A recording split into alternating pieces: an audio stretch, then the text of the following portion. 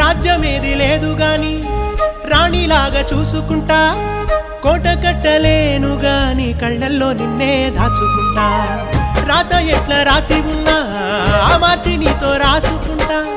స్వర్గమంటూ ఉన్నదంటే అది నీతోనే ప్రతిరోజు పంచుకుంటా.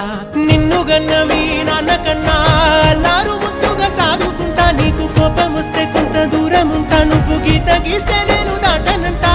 కంట నీరు కంటి రెప్ప దాటకుండా కాటుకై కావలుంటా.